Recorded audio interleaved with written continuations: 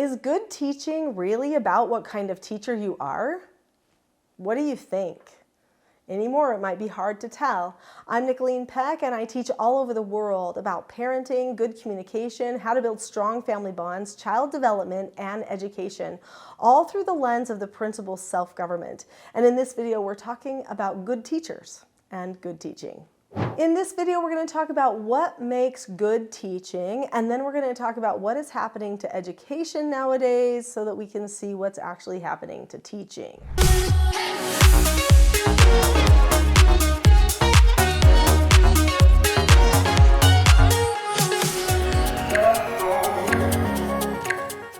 So what makes good teaching? Teaching is more like an art form and a dance than it is like a list. And sadly, teaching has been turned into a checkoff list. Teachers feel like they have to do somebody else's checkoff list. This can be very discouraging. It can ruin morale. It can make a teacher feel like they could be replaced easily. And truthfully, when you want to teach another person, you want to have an impact on them. I remember some of my most powerful teachers. So my father was a teacher. I learned a lot from him.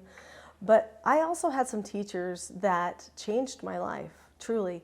I remember one teacher named Mr. Forshee. Mr. Forshee was a World War II vet, and he took time to talk to us about things. He would just break in the middle of class and just start telling us a story about the war, about character development. He would tell us how to be a good human. When we thought something was unjust, he would listen to us, and then he would say, well, okay, I see where you think that is unjust. Here's why we need a rule. He would talk to us about the things that actually mattered to us, and he would weave it into the curriculum. So the curriculum came alive. It became Mr. Forshee's life. It became our life. And there were lessons to be learned there that we would never forget. We felt that we had somebody who really understood. Sure, Mr. Forshee kept all the rules. He wasn't bending any rules or justifying anything for us, but he was looking at us like real humans, and he was talking to us about the subject material in mature ways. He was making it our own. Good teaching is an inspiration, not a regulation or a requirement. Right now, teaching has changed to be all about requiring. Do this, push this button, turn this in, teach this thing.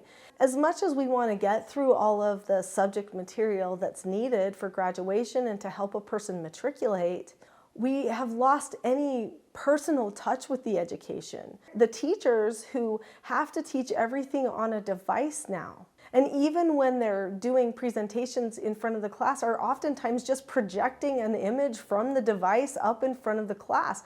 Everything is related to the device. It just disconnects everybody from the actual tangible way to use the information. It doesn't seem to be about thinking anymore. It's just about going through the checkoff list.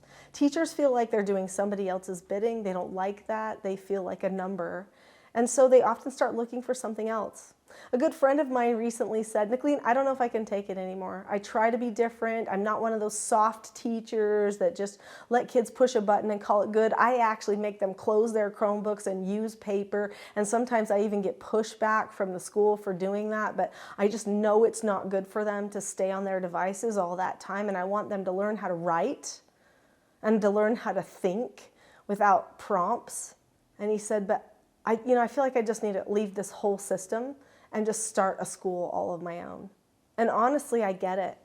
As a person who has taught for many years and who has done the type of teaching that's in a private school or like a private academy, I've taught in private academies, private colleges, and then in homeschool, I was able to create learning that would be inspiring. I was able to take the people where they're at and turn it into a learning environment.